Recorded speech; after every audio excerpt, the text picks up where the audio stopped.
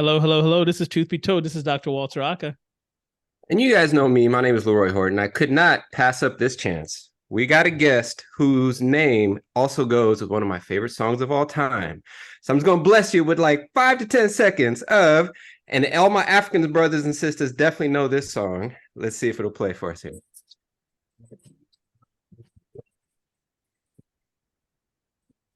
We're not hearing anything. Are you hearing Not anything? hearing it? You might have to turn. See, Okay. this is what you get for not going things over with us. I was This is trying what you to get for being. I was trying This to is raise the this bar, is but it was what you Fatima get. by Kanan, Yes, but the this the, is what the you get for Somali artist. this is Yeah. what you get for Love freestyling. it. We're Hey, usually y'all, very I'm organized. Fatima Robertson. I love it though. I love it. but I'm, but we are so blessed to have you on here. We always talk about positivity. We always talk about just kind of seeing dentistry as something that's just enjoyable. I mean, Dr. Horton and I, we love dentistry. We wouldn't be doing this podcast after a hard day's worth of work and dealing with all that stuff if we just didn't enjoy dentistry and podcasting and so forth. And I came across your Instagram and I was like, oh my goodness, I found somebody who not only just puts out positive vibes, but loves dentistry and does so much with it. And so I wanted to bring you on, and I wanted you to tell us your story, basically from beginning, how you came into dentistry, because I love that story. We were just talking offline, how you accidentally came into dentistry, but it really was an accident. I would say faith happens in mysterious ways. So let's start with just your story, your origin story, if you may. well, I'm a kid of the South, actually. My parents are from the Civil Rights South. They grew up in the Civil Rights era. And I was born in a small town in Mississippi called Natchez, Mississippi. It sits right on the Mississippi River, juxtaposed to the state line of Louisiana.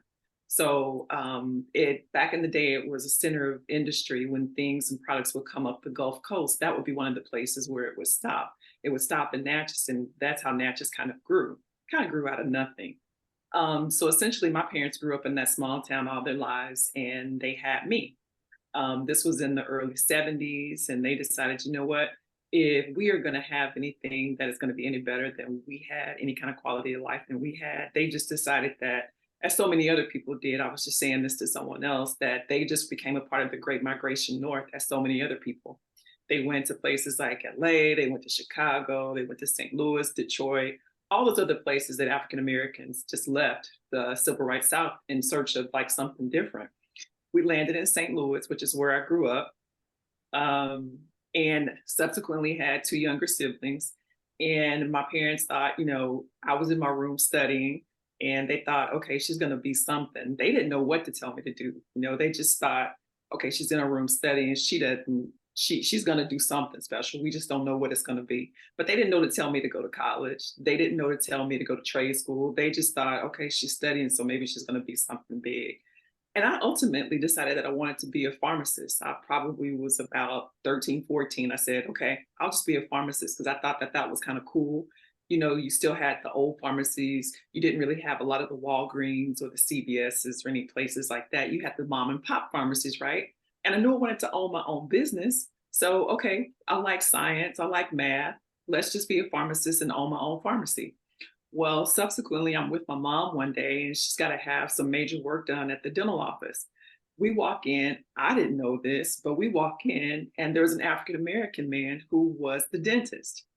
And I thought, this is wild. There's a guy, a Black man, that's a dentist. And he took a liking to me because I was so intrigued by him. And mom had to have multiple appointments because I think she had to have like, thinking back on it now, she probably had to have like root canals, buildups, crowns, things like that, multiple bridges. And again, because being a child of the Civil Rights South, if something hurt, they just took it out. So she was without multiple teeth. So she had to have multiple bridges. So we had to go in for work all the time. So she was afraid. So I had to kind of hold her hand, go in, hang out with her. And he asked me what I wanted to be when I grow up. And I said, well, I don't know, maybe a pharmacist or something. He's like, nah, you want to be a dentist. And I was like, well, why would I want to be a dentist? And so he started running me through all the reasons and why I wanted to be a dentist. You can have your own practice, own your own business, the same as a pharmacy. You're not capped out with your pay. You can go as high as you want because you can work as much as you want, as little as you want. You can work 9 to 5, 10 to 6, whatever you want to do, close anytime that you want. He's like, it's just a much better career field. And when he did that, he actually went into his office and got a dental book on occlusion and gave it to me. I still have it on my shoe. So he wanted to scare you away from dentistry. Right. Then the periodontist, what do I know about? I can guarantee you 80% of dentists don't even know occlusion. So I was about to say, he gave you a book no one's read. It was a paperweight. He said, "Here." He might have been the only one to read that book. That's amazing. But I'm gonna tell you, I learned about lateral excursive movements. The next time I walked in, we had a full-blown conversation about it. He's not practicing anymore. I thought he was, but he's not practicing anymore. But he is still alive, and I do still chat with him on occasion. That's okay. I want to just, and we're going to continue your story because it's an amazing story. But I've noticed a pattern with a lot of African Americans dentists. Their origin story always ends or starts with, "I finally saw a Black dentist," and that what triggered me to go this way. Absolutely. Right. And the funny thing is, I don't understand why schools aren't seeing the same thing. If you want representation, you have to show that you can do the same thing. Right? If we want to increase the number of minorities in schools, we have to show minorities practicing, because we're our biggest advocate. I swear to you, I've tried to get so many people, so many kids to go into dentistry because I'm like, I love this. But then I think it's incumbent upon us too, the people who are the people who we want to see. We have to go into the field and we have to pull those people out of those STEM programs. We have to pull those people out of those fields that they may not want to go into necessarily, but they only go into because they've never seen anything different. So I think it's incumbent upon us, the people who are the brown people, the Hispanic people, the Native American people, the African American people. It's incumbent upon us that the higher that we've attained a level of achievement, I think it's incumbent upon us to go back and to pull people into those fields. Well, I wonder. Oh, go ahead. No, I was just going to think, because I was going to say, I just don't think the majority really, I don't think they have any reason. I mean, sure, they see that there's a disparity, but what reason do they really have to want more African-American dentists or more people of color in the field? There's just no reason. It's just not human nature. No, you're absolutely correct. It's not. And I wonder if we're going to see a change in the next generation. Because one of my things I would always inject in my talks when I talk to undergrad students is that medicine is sexy. You got Grey's Anatomy. You've got, St. Elsewhere for us older folk, House, ER, House. Yeah. Dentistry never has that exposure, regardless, before you even get to the layers of race and demographics. But I wonder now that that's changing. I mean, you've got like 75,000 followers, and whatever is getting them to the table, they're seeing you as this amazing representative of the profession. So now I feel like we are going to be more visible, thanks to, people with profiles like yours also doing the good work that you're doing. So I wonder if we're going to see a huge shift in the next 20 years of kids that are growing up watching the Fatima Robertsons and seeing it as a viable option for them. I'm praying, because my DMs are full of young women, young men that really want to try dentistry because they've seen me doing something that they believe is, I don't know if you want to term it sexy, but they've seen me being myself, being authentic, being who I am, and bringing everything that I have to the table and doing it in a positive light, or trying to do it in a positive light, to make everybody see that sometimes, or my mantra, I guess is what I'm trying to say, that sometimes it's not all right. It ain't all right, but it is all right. It is all right. So that's one of the things that I try and convey with my platform. I try and tell people that, hey, some days are better than other days. Some days I just want to come home and crawl up underneath the bed and go to sleep because I'm in so much pain. My neck hurts, my back hurts. I didn't make any money today. And sometimes business ebbs and flows. But dentistry is still one of those careers that I don't think that I would have changed, because I'm a one-trick pony. I don't know that I would know how to do anything else to the level that I know how to do it, which is my surgical skill. I just don't know that I would know how to do anything else. Okay. Okay. Well, continue with your story. So I'm going to bring you back, right? We're going to bring you back. So you basically read a occlusion book that 90% of dentists don't read. You had a conversation with your mentor right after that, and then continue, please. So he tried to get me to go to Howard's 6-year program. At the time, Howard had a 6-year program, and you could go right in out of high school, right into their 2-year undergraduate degree and then the 4-year degree. And that's the one that he graduated from. But it just so happened that Howard had closed their program. Well, I grew up in St. Louis, and University of Missouri, Kansas City, right across the state, actually had a 6-year program. Ultimately, I did apply. I did not get in initially. However, the actual, probably the month prior to school starting, I was actually set to go to St. Louis University. I was just going to go and do 4-year undergrad and then try and get into dental school. Well, I was set to go to St. Louis University. A month prior to school starting, I got a letter in the mail that said, hey, we took you off the wait list. We put you into a spot. There was a young lady whose father was a dentist who said, I do not want to go to dental school. This is my father's dream. This is not mine.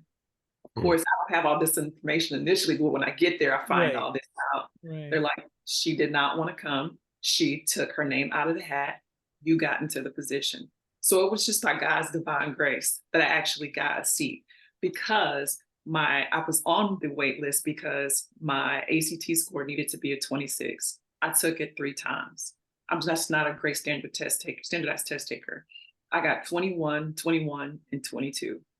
The last time when I got a 22, my father got up at 3 a.m. in the morning, drove from St. Louis to Kansas City because they felt that if I took it in another environment instead of my school's high school auditorium, that I would maybe get a better grade because I was just in a different environment. My father gets up at 3 o'clock in the morning, drives me to Kansas City, 3.5 hours, sits there and waits on me for 4 hours to take a test and drives me back.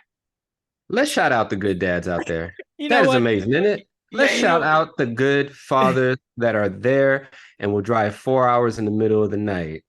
Thank you, Mr. Robertson. Is his last name Robertson? Robert, yeah. Robertson. Thank you, Mr. Robertson. You know, can we actually pause on that? And I want to kind of dive into this.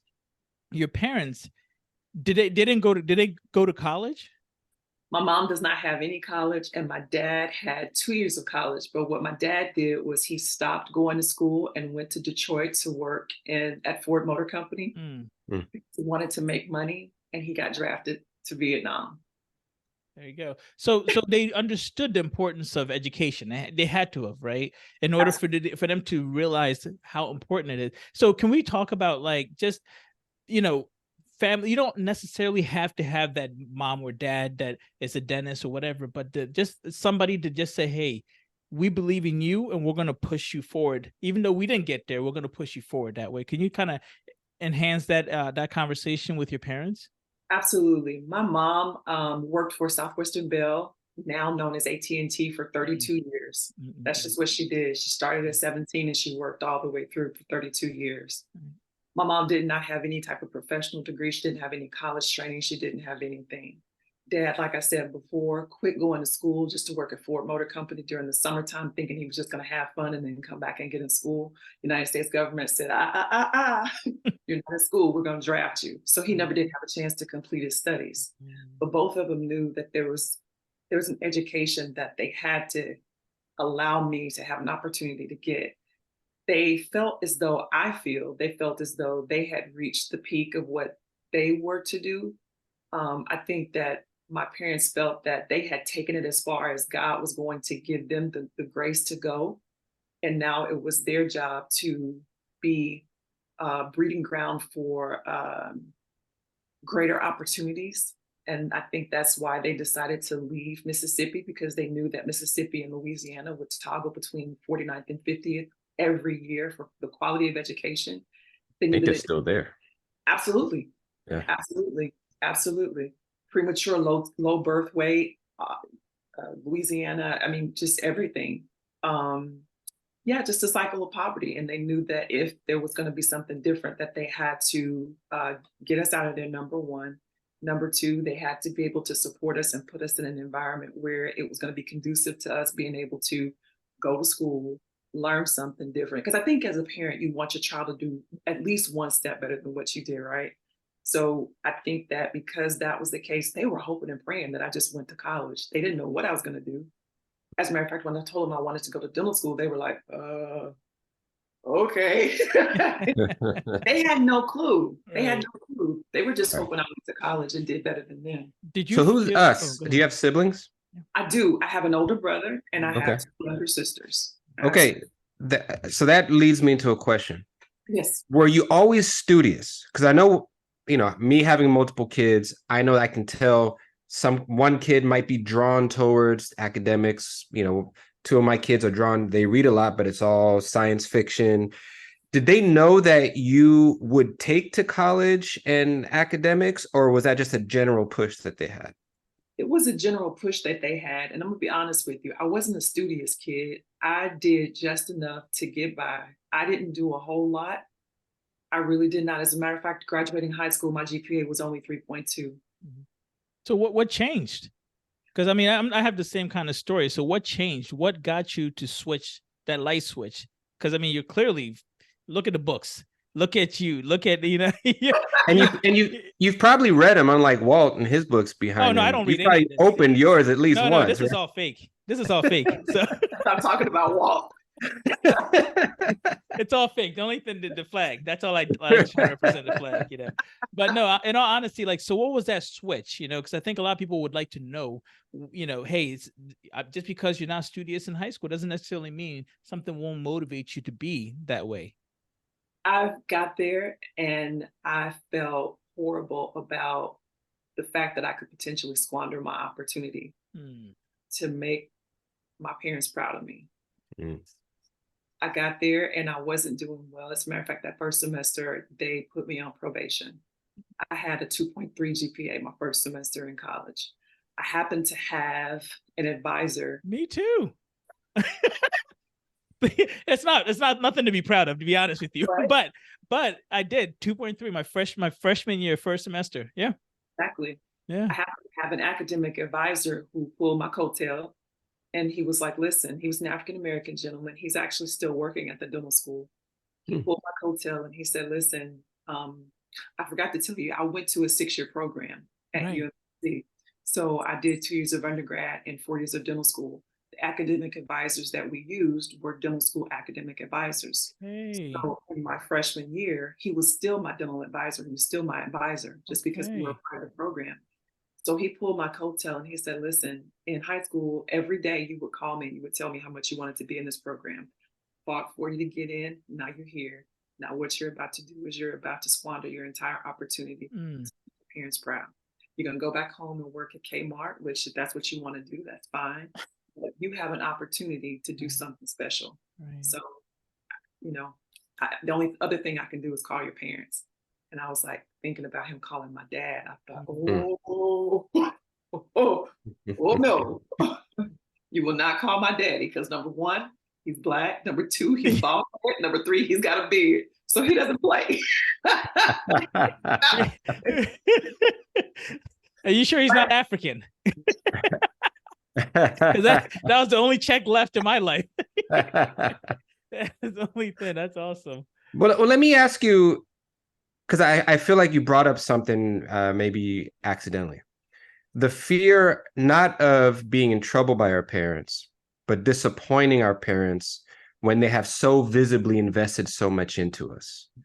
And you kind of mentioned how you didn't really want to let them down. How much of a driving force was that at that pivotal time when he said, hey, I'm going to call your dad? Were you thinking I'm going to get in trouble, or were you thinking that's going to break his heart and disappoint him? I was thinking that's going to break his heart. That's going to break his heart because all he could talk about was the fact that his daughter was in dental school. Yeah. That's all he could talk about. That's all my grandmother could talk about. My grandmother was a woman who would show you, she died when she was 95 years old, but she would go back and pull out her high school papers where she got A's in science. Okay. She completed high school, which was odd for that time in history. She completed high school. She got a high school diploma. And she would go back and she would look under her mattress and pull her grade papers, which had A's on them from science. And I just could imagine that if she had been given the same opportunities as me, as I did, she would rock them out. And there was no way I wanted to disappoint her. Mm. No way I wanted to disappoint her because there was so much that she wanted to do that she couldn't do because she was proud of those papers. Mm. So I want to ask, continuing the story, while you were in dental school, how difficult or easy was it for you? And what obstacles did you have to kind of get through? For us, I'll speak for myself. There weren't that many Black students in my class. There was just 3 of us actually. And in the school, there was, I think at the time, 6. Yes. So what obstacles did you face while you were in dental school? Because this is going to lead on to kind of like the continuation of your story. And we talked offline, but what were some of the obstacles you faced while in dental school? Well, number one, I'm different. I'm Black. I'm Okay. different. I'm different than everybody in my class. There are only 2 of us. Later on, because we had 2 students that were from advanced standing that joined us, there were 4 of us total in my class. There were people who were in some of the honor societies and some of the other groups who would get access to like tests or study guides or things like that, things that we didn't get access to. You didn't necessarily know who the gunners were, but the gunners would stab you in your back if you had access to something that they didn't have. Um, I didn't know how to study. I never learned how to study because, again, remember, I was just a kid who didn't try hard. I just got a 3.2 GPA just because I just attended class and just knew how to act and get things done. Right. I had a difficult time in dental school. I won't lie to you. I Mhm. did. I had a difficult time because I constantly compared myself. I'm so happy we didn't have social media back then because I would have been comparing myself to not only the people in my face, but the people on social media, I think. I think that I had a difficult time. It was an adjustment. I probably needed some probably needed some therapy back then, to be honest with you, going through Mm. some of the things that I went through, but I made it out. Well, that reminds me of a study that came out a while back that showed that in a lot of especially STEM classes, you have Black and Hispanic students, when surveyed, actually study more than the high performing students, which are usually the white and the Asian students. But we often study alone, whereas they tend to have, by sheer numbers and by sheer comfortability, they have community, right? They study in groups. So when you're talking about, and it's sad, but we all share that same story, right? One of only few, and just not being able to find a community that helps support you spiritually, mentally, logistically in terms of studying. So where did you find community within your dental school, given the numbers as they were? I had a young lady who was about 2 classes ahead of me, and I actually found her to become my sister, and we are still very good friends to this day. Her daughter is my goddaughter. My children are her godchildren. We talk every other day, if not every day. Um, we both came through that same program. She was a 6-year student, just as I was, and I found her to cling to. Um, I found her to talk to share things that I was going through because I knew that she knew my same experience. Um, I actually found an instructor who I really, really, really adored. As a matter of fact, I talk to him probably still once every 3 months or so. I'll call him just to tell him I love him. And I think that being able to find someone, he's actually a white man. He's not a man of color, but he understood me. He was sympathetic to me at least.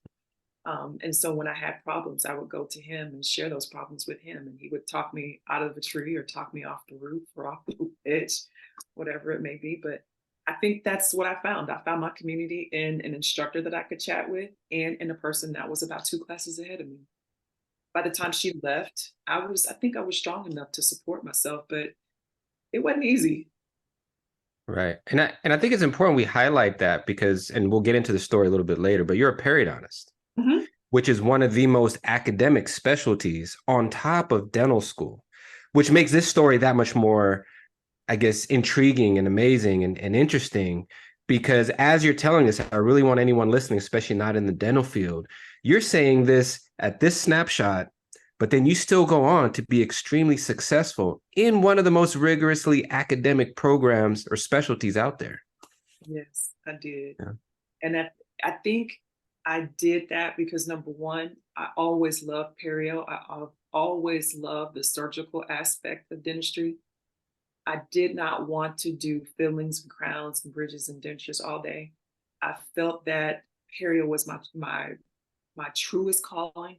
Um, every time perio would come on the speaker, every time they say we need assistance in perio, I'd grab my jacket and haul tail just to get down to the perio department. In fact, if I didn't think that I could get there quick enough, I'd pick up the phone and call the secretary and say, "Hey, save my spot."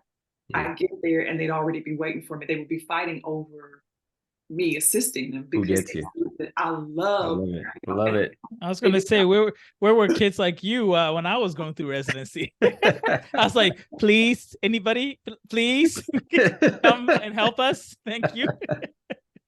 Oh no, I was calling tail. And it wasn't until we took part one board, I think where you do all of your specialties and you find out what your highest scores are in your specialties. I was highest in perio. And that same instructor I was talking about that I really adore, he's like, "You're a periodontist, you're natural born. Okay. You're Oh, that's natural awesome. born." That's And awesome. that was it. So I want to continue the story in the sense that so we've gone through dental school and you're about to finish. Mhm. Did you know you wanted to do perio? Absolutely.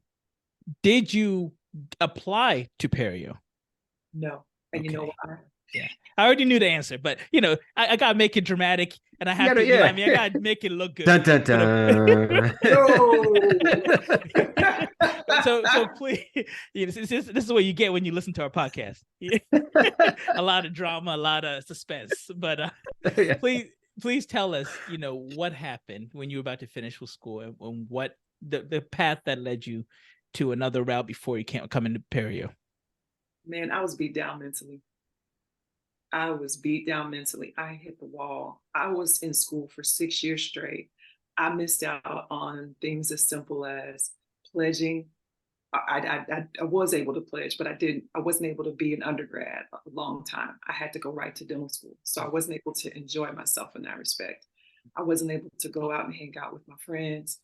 My friends that had graduated college in the 4 year span they were gone. They left me. They were starting their lives. They were getting these jobs, going to grad school, getting married, having kids, whatever.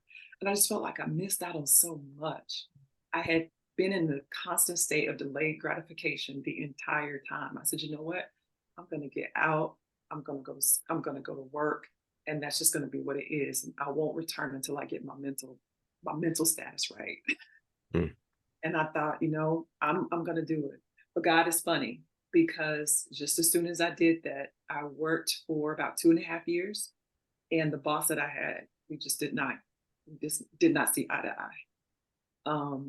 And that door closed on me. But just as soon as that door closed on me, I was able to go right to perio residency. Hi, sweetheart.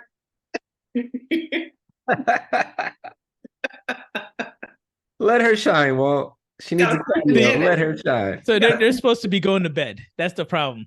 You know, it's the funny thing about kids is the second they're about to go to bed is when they have all these things that they're supposed to be doing. Mm-hmm. You know what I mean? So, but anyway, please continue. I just had to holler up the stairs and tell my 17-year-old, I was like, look, you're working out, turn this music down because I don't want to hear on this podcast. Exactly. I swear to you. I swear it's like the one you actually need them to be quiet, they refuse. But I apologize. Continue. Oh, I was just saying, I hit the wall. Mentally, I was done. I was exhausted. I was tired of being run over by a truck. I was tired of being talked about. I was tired of being denied access to things that I thought legitimately should have been mine, opportunities that should have been mine. I was just tired of seeing people who had fathers who had practices that they were going to walk right into the practices and not have to struggle or think about what they were going to do after dental school. I was just tired. I was tired. It just felt that it was a struggle at every step. And I just needed a reprieve from that. I just didn't want to fight anymore. Mm. I was tired. And so I decided to work for a while and just decide if perio was what I really wanted to do. And I thought, if it is what I really want to do, then I'll eventually go back. But right now, I'm just going to go over here and take a seat. But like I said, God had other plans. The guy that I was working for, he and I just we were not jiving. And I was dating my husband at the time. My husband said, or my now husband said, listen, you've always wanted to go to Perio, so when are you going to apply? I'm Mm. like, I'm not ready yet. I'm not ready yet. He's like, yeah, I think you are, because you hate your job. You cry every time you go to work. I mean, I'm literally walking out the door crying, going to work. Yeah. You got this door closed on you. You know, you're not gonna. You don't want to open a practice because you don't want to practice general dentistry. You love Perio. You got to apply. So I ended up applying to UC San Antonio, LSU, Baylor, and to the university that I graduated from.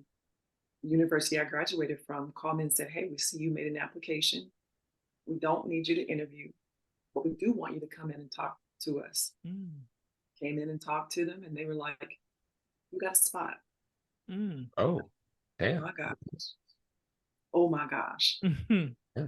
So I got a spot without having to go through, without having to fight, which was, I'm not going to say I deserved it, but Right. I just didn't have to fight. And that was just God's blessing for me. Right. Well, you know, Dr. Horton and I always talk about this. When you go back to school, you get two things. You get student debt, right? Possibly. And then you also lose the income that you were making, good or bad. Right? So those are two factors that you have to consider, correct? And so what was that like for you, having to go back now, losing that income and then also accruing debt if you had debt to Well, I'm going to be very transparent with you. please. Truth be told. Okay, yeah, truth be told. My husband was working.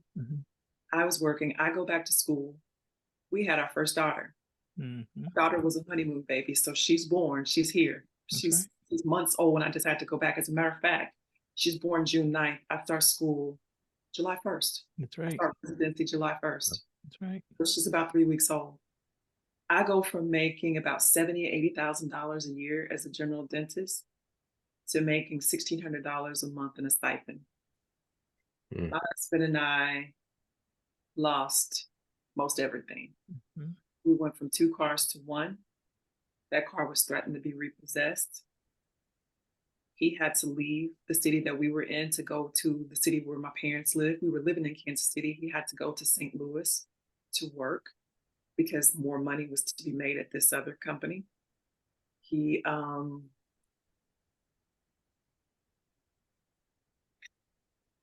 could cry when I talk about this. We had bill collectors calling all the time. It was impossible for me to keep my daughter in Kansas City because I could not afford to send her to daycare. My mother retired early from her job, and she had the opportunity to retire early. She did. She would come and get my daughter, take her to St. Louis for a week to be with our family. She'd come back to Kansas City to be with me for a week. St. Louis, Kansas City. My mother did that every week for 2.5 years. Every week for 2.5 years, my mother rode up and down Interstate 70 to take my daughter to Kansas City just so that she could see me and she could know who I was. Shout out to moms out there. I know we shouted out the dads, but good Lord, you got me tearing up right now. Shout out to moms right now. My goodness. You know, man, I mean, I'm actually, man, not only am I impressed, I am, you know, let me just say this. Without a village, I don't know how any of us could do what we do, right? You may think you do a lot of stuff on your own. Sometimes you feel like that, right? But if you actually sit back and reflect, which is what you did, and thank you so much for your honesty and your transparency, because that's you know, we always try to get that from people, but this is, I'm telling you, this is incredible. Talk about now you're going through this. Talk about how difficult it was, not only having to be a mom, not only having to maybe help out, not only having to study, not only having to do your surgeries, make sure you're competent in that. Like, how did you balance all that out, in all honesty? And this is not for it. This is male, female. It doesn't matter. Black, white. It doesn't matter. That balance is incredible. It's incredibly hard. It's incredibly hard, but I'm gonna be honest with you. Mm. I believe I believe I believe the guys that were in my program, they had wives. They were able to support them and undergird them. My husband was neither in the city, not in the household. He was away. Right. So the times that I did have my daughter before my mother retired, it was hell on wheels. Mm. But I believe that my persistence that I learned in dental school, or the resilience that I learned in dental school, prepared me for my life in residency. So the toughness, the mental toughness that I had to gather in dental school prepared me for what residency was going to ultimately be like. I think it had to happen the way that it did. I don't think dental school could have been easier and then perio or residency harder. I think it had to be hella hard and then hard. Right. Yeah. Right. Okay. Now, aside from making sure that from now on, given this story, your husband gets a big piece of chicken every night at dinner. Okay. Let's make sure we take care. What about steak or asking him what he wants? That's ridiculous. I apologize. No, it's the Chris Rock joke, my man. It's a big piece of chicken. I know where you're going. I know where you were going with that. I know where you were going with that, but come on.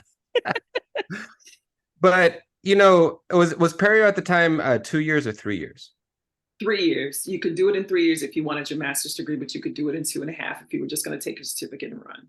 Okay, so you committed after 6 years to 2 years. And one of the big things I wanted to grasp on as I was taking notes here was this sense of delayed gratification, which is such an important lesson, especially for today's generation where everything is instant. Do you still talk to your kids or students that you may interact with about the importance of delayed gratification, especially if you have a goal that's going to be kind of a long-term path?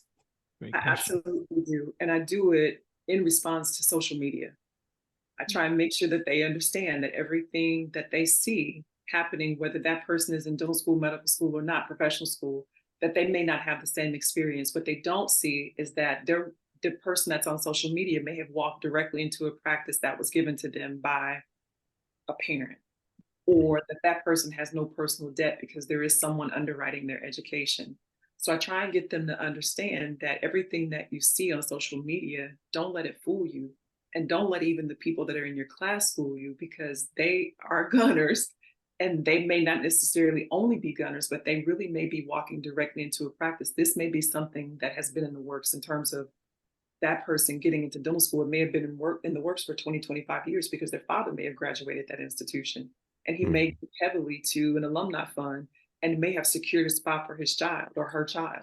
So all these things are important for people to know. So that is definitely, apart from mental fortitude and resilience, you do have to be aware that you do have to delay your gratification and understand why it's so important that you do it, because good things will come. It's just nothing comes easy. And the kids these days believe that it will. So I think it's important to always preach it. Do you think with especially young men, because one of the things that I'm finding when I talk to them is there's a lot of social pressures for young men, Black men especially, to be financially secure, to be on the market, right? To be able to have a girlfriend, a wife, and, things that, it's important for us to be able to socially interact in the world of love, right? And as we just described, going to dental school or medical school, you're usually the brokest one in your friend group until you're like 30, right? I remember one of my good high school buddies went right out and was a longshoreman like his dad, killing it. He had Hummers, going on vacations, and I was living off of student loans, right? Do you notice that may play a factor in students when they're thinking of like, okay, I got to start a life now? Does dentistry fit, or is it even worth waiting when I could probably do something else now? I definitely notice it, and especially in the climate that we're currently in, where you have things on social media where women are saying, I don't want to go out with you if you're going to take me to Cheesecake Factory. Which I like the Cheesecake Factory. Let me just put it out there. The Jamaican jerk chicken and shrimp. Ooh, the chicken littles. Oh, the Louisiana chicken pasta. That would have lost me. You would lose me. You say something that ridiculous, it's over. But anyway, please, I digress. I apologize. Sorry. I got emotionally charged. But it's true. We are saying things like that, and especially in this kind of climate, absolutely. Our young guys, they may not be attracted to it because you're absolutely right. Dentistry is not one of those careers where you get gratification right away. You just don't. Right. So, the continuation of the story still, and I promise you, this is, we do this on purpose, right? You're going through Perio, you're finished with Perio. You had mentioned earlier on that you wanted to be, I think it was 13 or 14, you wanted to have your own business. Yes. What happened after Perio? My husband and I decided to move to Dallas because I wanted to be in the South. My husband is an Arkansas native and he wanted to try and remain in the South. The Cowboys were his favorite team growing up. So I said, you know what? Listen. This guy. This guy. The Eagles have one good year and you can't stop hearing about it. I forgive him. He's done so many other good things that I forgive him. We'll pretend this never happened. Continue, please. So I've got 2 regional boards under my belt. So I was like, I can practice in 26 states. So let's just pick one. Let's go. Okay. We decided to end up in Texas. And we ended up moving here. We had $60 to our name. The only way we were able to move here, to be honest with you, is because my sister had moved here about 2 months prior. She was on a work assignment, a temporary work assignment. She came, we moved into her corporate housing with her. We lived with her until we could find something. My husband went out and found a job. So within 30 days, he had something. Within 30 days, I also had something in the corporate dental world. I was just kind of doing some temping for him. I was the hygienist. I was doing kind of anything that I could to make the ends meet. Because again, we had a kid, we had a daughter, so we had to figure it out, right? And we just ended up planting roots here, and it just happened that way. But ultimately, I worked in corporate dentistry for about another 2.5 years until I met my partner, who is a root canal specialist. She's an endodontist. She and I were both working in corporate dentistry, and we were introduced by a mutual front desk patient or person that knew both of us and said, you know what? You two are a lot alike. You got similar qualities, similar philosophies. I think you guys would be great together. And it's been 18 years. Now, did you guys start an office together? Did you buy an existing office? How did that work out? We built from the ground up 18 years ago in endo perio practice. Okay. So can you, I want to get people to understand something, right? So sometimes we talk about like ortho and pedo, great combination, right? They refer back and forth to each other. You could say perio and proso, great combination, because you can refer back to each other and so forth. Endo and perio, you don't hear that often. Oh, well, that's a great combination. Right. So explain to everybody why that is such a good combination. I mean, Dr. Horton's a periodontist. I'm a periodontist. You're a periodontist. So we know that side, right? But I want you to talk to everybody else and explain to us why that is such a great combination. Well, it's a great combination, number one, because she has cracked teeth all the time.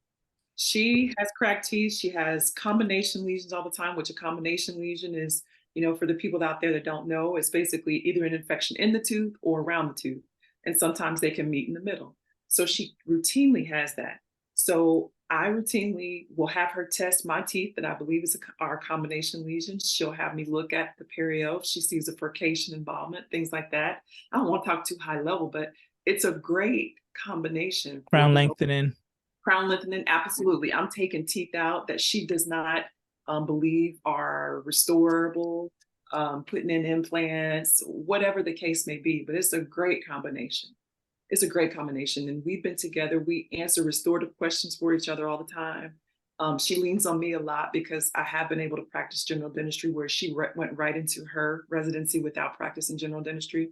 So she'll routinely ask me questions about the salvageability or the restorability of a tooth before she even talks to her GP about it, her general dentist about it. We just bounce things off of each other all the time. And we have similar stories, similar circumstances. So we undergird each other. We help each other. And that's been the biggest help, the biggest support that I've had thus far in my life has truly been my partner. Can I ask one more? Oh, go ahead. Let me just ask one more question on top of what you just said. And I was going to bring this up, but you just did it for me. So I thank you.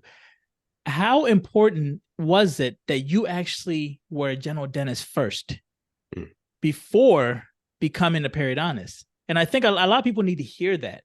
How important is it now that you were a general dentist so you speak that language? Absolutely. I was just going to say that. I speak the language of a general dentist because I know that when I'm placing an implant, I know if it's going to be restorable or if it's not. Routinely, what will happen is you'll get something back from one of your doctors, your oral surgeon, your perio, and you can't use it. And it's because they don't necessarily know the principles of what it's going to take to restore this implant or what it's going to take to give the patient the best quality. So what I'm able to glean from that is I use the experience that I had when I was a general dentist. And from that, I'm able to go, you know what? I can think outside the box because I'm not just thinking as a periodontist. I'm not looking at it in a tunnel vision manner. I'm looking at it holistically and going, okay, big picture, the patient's going to need this, this, this, this, and this. And the wheels in my head are already moving. I'm already thinking, okay, we need to counsel them about decay. We need to get them fluoride treatments. We need to get an occlusal exam. We need to get, so I'm in motion the entire time. And it's not just thinking about what's underneath the gums or what's in the gums. It's everything. It's holistically.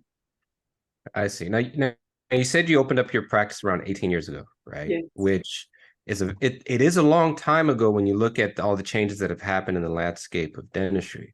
But you mentioned that there was already corporate dentistry going on. Mm-hmm. How has your private practice navigated the increasing world of corporatizing our industry, and what are some of the challenges and adaptations you've had to implement? Doc, I'm going through this right now. It's getting increasingly difficult to be a lone practitioner. I don't want to sound doom and gloom, but it is getting increasingly more difficult to be a lone practitioner. I have to be very honest with you. There are two things that are happening. There's corporate dentistry, but then there's also the practitioner who is going from office to office to office with no brick and mortar. So they don't have the overhead that you have. And so it's getting increasingly more difficult to compete. Yeah, I can't stand those guys, by the way. Can't stand those guys. Nothing wrong with it. Listen, I'm No, thinking no, about no. I have to join you. I'm not mad No, at you. listen, no. You know what? It's so amazing that you said. I want you to talk about that. I want you to talk about that because a lot of grads, a lot of new periodontists, when they graduate, they fall into this like abyss and they don't know where they're going, right? Yes. Because I remember whenever I graduated, I was set up, ready to go and work with a periodontist, and he basically was like, "I just don't have enough patients." I remember I moved to Houston for that was one of the main reasons. Mm-hmm. And then I get here and he's like, "Oh, I don't have enough patience for you." And I was like, "Well, what am I supposed to do? I'm already here." Yeah. You know? And so I had to go a different route. But in all honesty, private practice is what I was aiming for. So I want you to talk about that. That's beautiful. I would be honest with you. I would tell you that Please. if you're graduating residency, you got a lot of options, to be quite honest with you. When I was working in corporate dentistry, I was making major money. Major money. I was bringing that money home. I was paying my taxes and I was taking care of my family. As soon as I opened my practice, my money got cut by about 2/3. And I'm going to tell you why. Preach. Number one, I didn't know anything about running a business. I didn't have a background where parents taught me how to run a business. I made every mistake you could think of. I got into tax trouble. I got into trouble here. I got into trouble there. I got into some major things that I had no idea about because I didn't have the business knowledge. Dental school didn't prepare me for it. Undergrad didn't prepare me for it. My family structure didn't prepare me for it. So I made multiple mistakes. Heck, I'm probably still making mistakes that I just don't know about. But I did everything. I've been there, done there, got the t-shirt. But I want you to consider the fact of what the landscape looks like now. You got corporate dentistry. Of course, you're not going to like it long term. But then you also got to think about, do you really want a brick and mortar? Do I really, really want the sacrifice of a brick and mortar? Or do I really just want to travel, go do what my job is, not have to worry about the office situations and all the stuff that comes with that, employee management, things like that, and do my job and come home? Or do I want to sell to a corporate entity if I do get into a private practice? Do I want to sell my practice to a corporate entity and be phased out in 3 to 5 years? So you've got a lot of options. Do you want to teach? Do you want to stay in academia? So there are a lot of options that you have. But I want you to really consider that private practice is not the end all be all. That's great advice. And I think if we can compound on that, it's that you have all these options for different phases of your life. Mm. In one phase, practice ownership might make sense. Your temperament is there, your energy levels are there, your desire is there. Then you transition to another phase. You know, Walt will probably tell you I'm kind of telling my story, right? I owned 2 offices for 13 years. Now I'm finishing up residency, but I travel. I work every Saturday, and I love being a traveling dentist, right? You know, doing specialty work, but it fits my life now. In 2-3 years, it might evolve. And I think what a lot of people get into or thrust into is this notion that whatever you choose, that's a for life decision. And not that you should be willy-nilly making decisions, right? You got to be able to commit to some type of a plan, but there is room for evolution of that plan, especially with all these options that you might have. That just blessed me. Thank you for that. Because Yeah. that makes sense. Because you're right. The temperament. Yeah. I'm 50. Listen, don't do that. Don't do that. You mean you're 21. You're 21. Thank you. Please don't do that. You're making us look bad. We got the gray hair growing. Don't do that. You know, I want you to really highlight and talk about I don't want to call it a clash, but just the difficulties of now having to deal with, like you said, corporate and the traveling and dentists that don't want to send patients out. They want people to come to them. Can you talk about that environment now? Because that's what we're dealing with now. And a lot of people don't talk about that kind of environment now in dentistry. No, absolutely. I would say that maybe 10 to 15% of my referring doctors have done so. They have put people in their offices. It's not a large chunk, but it's alarming. None the same. It's alarming. So when you think about the fact that if you have an A referral, which is what I would classify as somebody that's sending you 3 to 5 patients a week, 3 to 5 patients a month, whatever the case may be, if you have someone that's sending you those patients, but all of a sudden it's stopped, that's a large chunk of money coming out of your pocket. You compound that with some of these corporate entities where they have traveling doctors. I was one for the corporate entity. I had 8 different offices and had a 2-week set schedule. So I know what that looks like, taking my staff from office to office. That's alarming in itself too, because the patients still get very somewhat patient-centered care. And what I mean by that is they still see the same periodontist. They may not see the same general dentist, but they do see the same periodontist, maybe on every 2-week rotation. Yeah, and it seems like some of my colleagues that are around me are selling to corporate entities. I've been approached by multiple corporate entities to actually look at purchasing my practice. I don't really know how I feel about that, and I don't want to be so stubborn where I miss the boat, you know? So I'm struggling with that. I gotta be honest with you, I'm struggling with that. So those things frighten me, a little bit, to see that I've built something that may not be worth as much as I thought it would be, because I maybe don't have as many patients as like the gentleman you were talking about, to be able to invite someone in that would eventually want to buy my practice. A lot of the kids that are graduating residency now are going into corporate entities. To be honest with you, it's hard to attract them. Because you can't you can't offer them retirement, you can't offer them medical benefit at the rate that they want it, Right. Well, and you can't advertise the way the corporate does, right? They go into these residencies and let me take you to dinner and let me do this. And so I always say that they kind of blow smoke up, what they do, right? Because they don't really tell you the full picture. They just tell you the beautiful parts, right? They don't really tell you the full picture of what it looks like when you actually do join them. And so that's another, and I'm telling you this as somebody who's dealt with corporate multiple, right? And it's not always as pretty as they make it seem, and it's not as easy as they make it seem. And that's something that I think, we have to be honest about. So thank you so much for that. Honestly. But speaking of honesty, Walt, let me pose a question to both of you, because this is a great topic. How many providers that have sold their offices to corporate entities are truly happy and ecstatic that they did it? Oh, I feel like I'm hardly ever getting that sentiment like, oh yeah, I sold it. It's one of the best things I ever did. No, I'm going to dispute that. I've talked to several people who are like, you know what, it was the best thing I ever did. I've only talked to, I've only talked to 2 people who have done it and have hated it, and both of them sold to the same entity. And so I can understand that when they sold to that entity was not the best choice for them and maybe not anybody else. Mm. But there have been other people who have had perio endo practices, perio alone practices, another perio alone practice, and they sold to 3 different entities, and all 3 of those entities have been great fits for them. So I Mm. would have to say that in that Okay. situation, it's 2 against 3, but you have to understand that the 2 that hate it were with the same company. So Yeah. you have to say that that company is just not Right. good.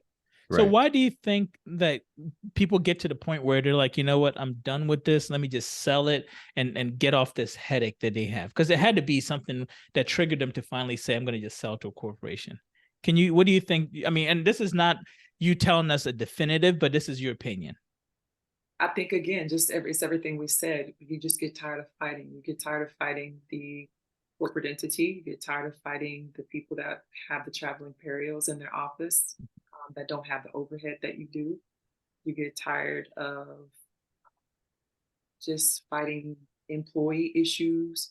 You get tired of, oh gosh, I'm trying to think of my day-to-day headaches. You get tired of reports commissions coming in saying you didn't file a report, and then you got to go and fix. I mean, it's just it's not one thing after another. I don't want to make it doom and gloom, but business ownership is not easy. No matter how hard you try, or no matter what you do, it's not meant to be easy. But sometimes it doesn't have to be so difficult. And so sometimes the thing that you want to do is just the period. Right. All Right. you Well said. do is the Now, period. your layperson, Fatima, would just ask you, why don't you just hire someone to do that? Did you hear that laugh? Once you got Did you hear managers that for that, just laugh? hire someone Yo, to do did that, you you hear know? that laugh? That is somebody that's going through a lot. That was a laugh of Sir, in a private practice, you are the doctor, the janitor, the front desk person, the copy machine fixer, Mhm. you are some. The counselor for everybody's problems, right? but no one wants to hear yours. No one wants to hear yours though. Right. That's awesome. So one thing that I noticed is you have taken a very unique way of kind of introducing yourself to the world through social media. So tell us how this whole social media thing came, because you have like 70-some thousand followers, which is very unusual for a dentist. Trust me, I have like 2. So very unusual for that. You're doing amazing. Well, no, put an asterisk or let's qualify that for someone that's not thirst trapping. Oh, that's true. Okay. No, listen, you have rephrase. 75,000 followers, and there's a lot of selfies and a lot of self-pic, but they are the most classiest pictures. And to still get that many with those type of photos, I love it. I absolutely love it. So let's rephrase. Let me ask a question better. What got you saying I'm gonna go towards the Instagram? Because you basically caught the wave at a perfect time, right? Where you were trying to educate, because I got a chance to go through all that stuff. You were trying to educate, but still show your life. And how do you balance that out of education, showing your professional life, and showing your personal life all in one window? So I started social media during COVID. The governor of Texas closed us down for the 90 days. And I'm a person that's used to talking to 10, 12 patients a day. So I'm sitting in my office and I'm like, I'm not talking to anybody. I'm going crazy in here. So it was really my therapy. I tried to get my kids to teach me how to use TikTok. Nobody would teach me. So I said, you know what? I'm going to teach myself. So I learned how to use Instagram and TikTok. And I started making videos just as a way to talk to people, to make people laugh, because it made me feel better about sitting here and looking at nothing but walls and the continuous amounts of CE that they will continue to put before us. So I started making these videos, and I started making things that were not only motivational, but things that were educational, because I felt as though people needed to see both.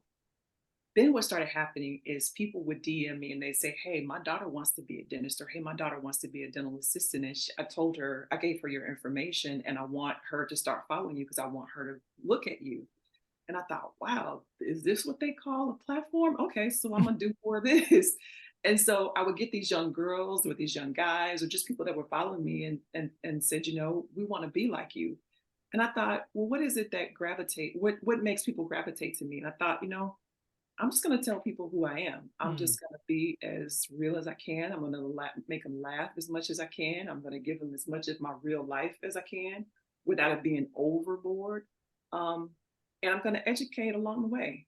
And like I said before, I think in the podcast, for me, my mantra is it ain't all right, but it's all right. It's all right. Okay. It's all right. So it may not be the best today, but it's still all right. We're gonna be okay. What does Kendrick Lamar say? We gonna be all right. You'll Right. be all right. No, Yeah.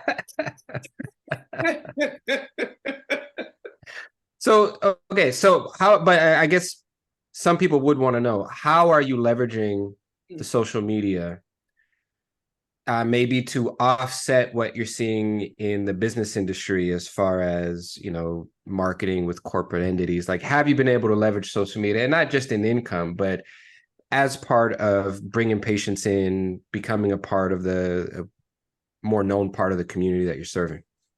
I actually don't get a lot of patients. Let me rephrase that. I do get some patients from social media, but I cringe sometimes when I do get patients from social media, because I think that they may think that what they see on social media, me laughing and acting silly, may translate to them as being unprofessional and not necessarily as educated. So Mm. sometimes I cringe with that. So when patients do come in, they see me always with my Jordans, because that's what I wear with my stuff. I wear Jordans all the time. They want to see what kind of Jordans I have on today. And I let them see Okay. what kind of Jordans I have on today. And I'm like, okay, so now that you've seen my Jordans, now that you know me and I've introduced myself, how can I help you? Let me tell you, I am professional and I can help you. What is it that you need? And that knocks them off of that. Okay, oh, she's just a social media doctor. She may not really even be able to help me. I just really wanted to meet her and see what she was like. Mm. So I'm not the Housewives of Atlanta kind of doctor. I mean, I'm real, and I may be silly, but it's really to be off-putting. It's to take people off alarm, to have them hear a word that's educational. So I'll use something funny to educate. One of my hashtags is educate with humor. Mm-hmm. And for the culture. Okay. Because sometimes in some of the things that we talk about, like hypertension or something like that, sometimes people of color, we don't know that hypertension is really dangerous. So I use something really funny to get at the heart of the matter and let them know this is real. You have to pay attention to it. Hashtag for the culture. Hashtag educate people. Okay. But how do I leverage that? I'm sorry. Go ahead. No, please. I tend to. I have a book, and I write all of my ideas down. And so when I hear a song or I hear something, I'll go to my book and I'll go, oh, that fits perfect. And then I'll do 7 or 8 skits on a Sunday, and I'll hold them until I think it's appropriate to release it. That's really what that is. Yeah, and it does take work, like creating content. It does. People act like you shot it in 2 minutes and it was done. Like, creating content takes a lot of editing, getting the timing to the song and the beat just right. Like, that does take a while. It does. So at least you do the videos and then you edit it on another day. So it doesn't, within a given week, it probably takes me 2 hours to do what I'm going to do. I really don't give it that much more time. Like this week, I haven't put up any content, but it's fine. I'm not doing it for the engagement necessarily to get deals. I use social media to let people know that to be a periodontist, a Black woman periodontist, is possible. Okay. That's really why I do it. Wow. So, my last question is, you've shared so much with us, right? And you've basically opened up and explained your whole journey, which is exactly what we wanted. We wanted you to kind of explain your whole journey, because your journey, I think, is something that people need to hear. It doesn't always have to be a straight line, but in the end, you are exactly where you need to be. What would you tell the young people coming up, other dentists that maybe wanted to specialize, but said, oh, well, it's too late for me, or whatever it may be? What advice would you tell that somebody who listens to your story and is inspired to just go forward, whichever direction that may be? What would I tell somebody who I guess I would say that the most important thing for me is knowing the end from the beginning, to be quite honest. And I've said this before, I'll say it over and over and over again. You got to know from the very beginning, if you have a desire to be a periodontist, that you're going to be a periodontist. whether it takes you 1, 2, or 25 years, if you want to be a periodontist and you put it in the atmosphere, it is something that you have critically thought about and know that it is possible.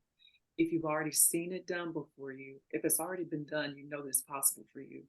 So to me, knowing the end from the beginning, because there would have been no way that I could have gone to dental school, could have been running the perio every time they called for somebody to come and be an assistant, scoring a higher grade on that portion of my boards than anything else, knowing that I was completely qualified to do it. But if I had looked at myself and looked at that whole class of periodontists that were before me, seeing that there were no African-American people in it, knowing that I was actually, a second, I'm not gonna lie, there was one African-American guy who was 8 years before me, but nobody else. If I had looked at that entire class and had known that I would be the first, if I had known from the very beginning that it was possible, I wouldn't have been able to complete it. So know the end from the beginning. Know the end from the beginning. Okay. All right. Well, listen, if we're wrapping up, I got some rapid fire Okay. questions for you. Okay. So how is that wrapping promise, up if you have multiple questions? It doesn't make any sense. No, you'll see. It'll Okay. take like a minute. It'll take like a minute. He's doing this again. Yeah, I have no control over this anymore. All right, Dr. Robertson. Hand scales or ultrasonics? Hand scale. Gotcha. Heroic save or jump to implant? You got to give me some qualifications. I was going to say, that's a tough one. Which way do you lean? No. Don't be too academic. Which way do you tend to lean? Heroic save or definitive implant treatment? In general. Subgingival decay at the crestal margin. I'm always going to try and do a crown lengthening to save it. Is that what you're saying? I'm always something like that. That's so a good answer. She's a naturalist. She's a naturalist. Whatever God gave you is better than what I'm going to do. That's it. I agree. 100%. 100%. What's your favorite perio procedure? Oh, soft tissue grafting. Tissue grafting. You have to show us one day. We'll bring you back and you show us a case. Okay. That's a good idea. We'll do a case. Okay. I'm period. Favorite love song? Oh, Stevie Wonder, Ribbon in the Sky. Hey. I liked it. Okay. What is your favorite past accomplishment? Raising 3 well-adjusted children. Well said. That's tough. That is not easy. That is tough. Not perfect. They just well-adjusted. That's it. we don't ask for perfection. And lastly, what's one of your largest hopes for the future? That I will die with significance, having impacted the world, not necessarily for the things that I've done, but for who I have been to others. Significance, that I leave a legacy of significance, that my life has meant something, not for what I've been able to attain financially, but I've imparted wisdom to somebody. That's the only thing I can say. Significance. Right. We should desire a life of significance and not necessarily success. Yeah, I don't know if that makes sense, but significance is what makes people remember us for generations. Well, listen, we've just spent an hour together, and I promise you, both me and Walt will remember you. This has been one of the funnest, I think, most refreshing hours that we've done on the cast. You can't say funnest. My wife is going to correct you. She's ridiculous with this stuff. So please please don't do this to me, because she's gonna come to me talking about, did you hear what Leroy said? Funnest? I'm like, oh, come on. I'm pretty sure funnest is a word. Just please use another most enjoyable, most fun. There it is. You know, I will say that rapid fire was actually really cool. I like that. That was actually really, really cool. We might just need to do that going forward. Yeah, because it scared me. It scared me too. I was like, "Where's he going with this?" You're like, "Man, it's wrapping up. I'm tired. What, you talking about multiple questions?" No, but somebody cut his mic. Right. No, honestly, this was a lot of fun. Thank you so much. It was. Thank y'all so much. This was fun. I mean, we really honor and a privilege. It really is. Yeah. I mean, we know how busy you are. We definitely know that. And we thank you so much for just taking the time to just be on here and entertaining us fools. Really. That's what it comes down to, you know. Now, Walt, I'm going to go find you on LinkedIn and we're going to connect. Oh, absolutely. Yeah. I'm not as active as he is, but I'm definitely on there, you know, but I really, honestly, when I say thank you, I mean, honestly, thank you. We really, everything that you said, I'm not sure if people listen to this episode and they don't get something, if not a lot from this, then I don't know what they're doing. This was incredible, and it was very, very touching, and also very eye-opening and very honest. And that's something that we always talk about, so thank you. Really, thank you. Thank All you right, guys. we'll do this again soon. Yeah, Have a good night. Have a All good right, night. thank you. Bye, y'all. Thank you for listening to this episode of Truth Be Told. The opinions on this episode are just that, our opinions. Please consult your dental professional before taking any action with your dental health. If you have any questions about anything you heard on this episode, please contact us at Real Dentist with an S. That's REAL Dentist with an S at gmail.com. We would be very happy to return any message that we receive because we love the communication that we have with our listeners.